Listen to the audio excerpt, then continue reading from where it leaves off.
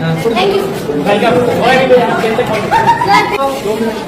कक्ष में 600 बच्चियों को बैठा के अगर डिसिप्लिन की बात करें जाती है, बिल्कुल भी उचित नहीं है, संभव ही नहीं। हार्डली इस कमरे की अकॉर्डिंग से 190 से 120 बच्चे बैठ सकते हैं। 90 से 120 660 मतलब नामांकन है, 240 प्रेजेंट है, तो संभव ही नहीं कि कोई क्लास ले पाएंगे। ठीक है, आप निश्चित रहिए, हम लोग इस विषय में बहुत जल्द आगे बढ़ते हैं और आपकी जो असुविधा है उसके लिए खेद है, लेकिन हम लोग उस दिशा में आगे बढ़ेंगे, काम कर रहे हैं। ये कौन सा क्लास है? 11 है। फैकल्टी क्या है? अच्छा, पढ़ाई लिखाई ठीक से कर रहे हैं ना? देखिए, मन लगा के पढ़िएगा ना, क्योंकि हम लोग जो है मिडिल क्लास फैमिली से आते हैं। भले आपके प्रिंसिपल आपके साथ खड़े हैं, आपके एमएलए भी आपके साथ खड़े हैं, लेकिन हम लोग मिडिल क्लास फैमिली से आते हैं और हमारी पूंजी शिक्षा ही है। हमारे मम्मी पापा के पास उतने पैसे नहीं है कि अगर हम शिक्षा में अच्छा नहीं करेंगे तो हम कोई बढ़िया व्यापार को आगे बढ़ा सकते हैं, हम बड़े शहरों में जाके अपने आप को स्थापित कर सकते हैं। हमारी पूंजी ही हमारा एजुकेशन है। हम जितना बेहतर से यहाँ से निखर के जाएंगे उतना हम अपने आप को स्टेब्लिश करेंगे। इसलिए आप लोग किसी भी प्रकार का कोई कंप्रोमाइज नहीं कीजिएगा। हम जानते हैं कि हो सके आपको समस्या आएंगी, क्योंकि बहन लोग को थोड़ी आ सकती है, क्योंकि आज भी लोगों की मानसिकताएं वैसी हैं, लेकिन आप निश्चिंत रहिए, अब जमाना बदला है, जमाने के लोगों की सोच बदली है और हमें लगता है कि बेटा और बेटी को समान दृष्टिकोण से लोग देख रहे हैं। तो आपको भी कुछ अगर सुविधाएं आएंगे तो उससे आपको पार जाना है, और कभी शिकायत और समस्या को लेकर अपनी पढ़ाई से कंप्रोमाइज मत कीजिएगा, इस चीज से कंप्रोमाइज मत कीजिएगा।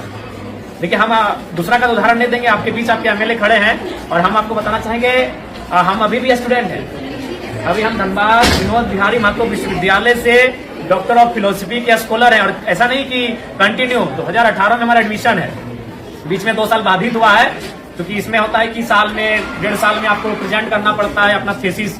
तो हम अभी भी कंटिन्यू है, क्योंकि हमने कभी एजुकेशन से कंप्रोमाइज नहीं किया है। कभी आज हम आपके एज एमएलए के रूप में आपके बीच खड़े हैं, और हमें तो लगता है कि आप कम से कम हमसे बेहतर परिवार से ताल्लुक रखते होंगे, क्योंकि हम उतना समय नहीं कि हम आपको अपनी घटना सुनाए, लेकिन संक्षिप्त में इतना बताना चाहेंगे कि हमने उस माँ ने हमें पढ़ाया है जिसने 28 साल की उम्र में अपने पति को खोया था। मात्र 28 ईयर हमारी माँ की आयु थी। हमारा जो छोटा भाई था वो मैंने गर्भ नहीं था, उसका जन्म भी नहीं हुआ, तो दुनिया उसने देखा नहीं, तो उस समय हमारे पिता को हमारी माँ ने खोया था।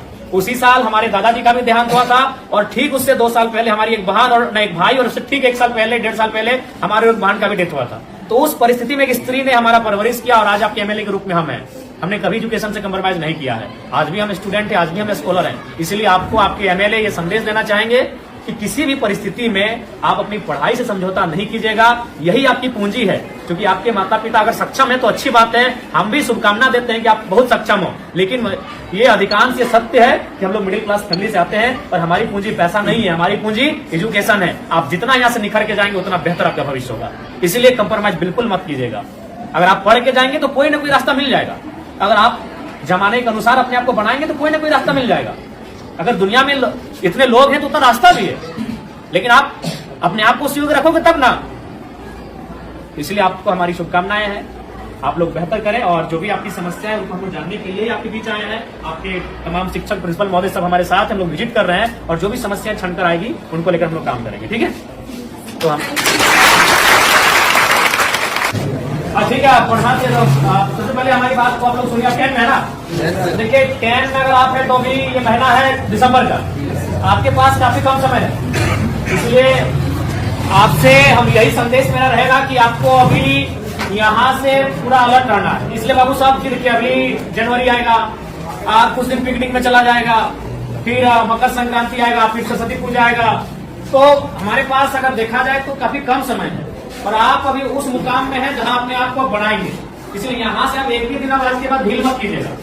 और एक बात, आप जो अभी तक पढ़ाई हुआ है, जैसी बात है सर लोग मेहनत किए हैं, आप लोग पढ़े हैं, बहुत सारी चीजों को आप जाने हैं, उसको आप प्रैक्टिस कीजिएगा, रिवाइज कीजिएगा।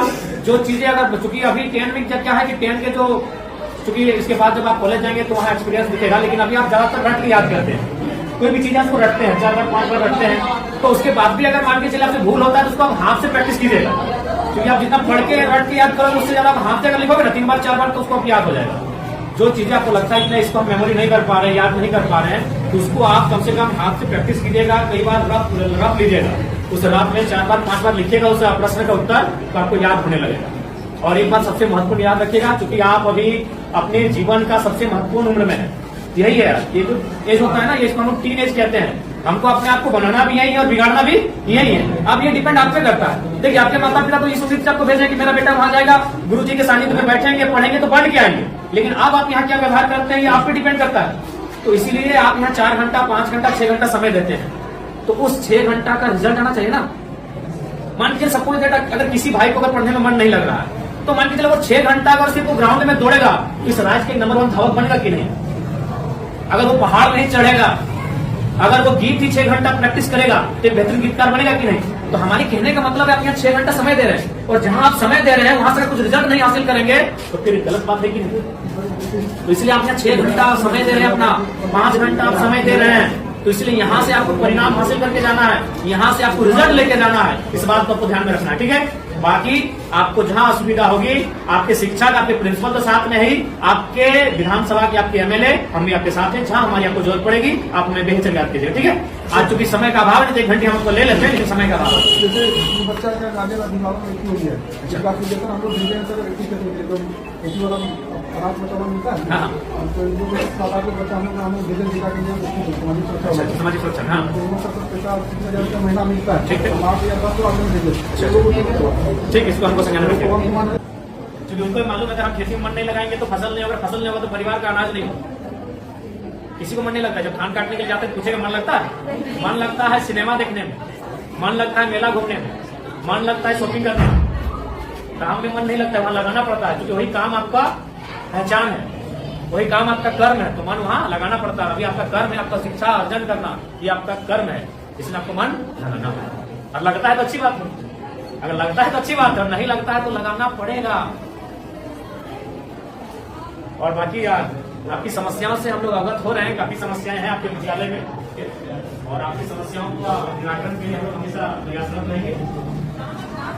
और आप लोग बढ़िया से मन लगा के पढ़िए, हमारी शुभकामनाएं हैं।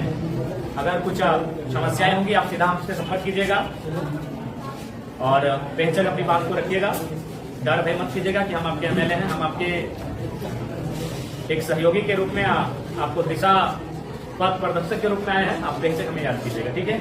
और एकदम मन ध्यान लगा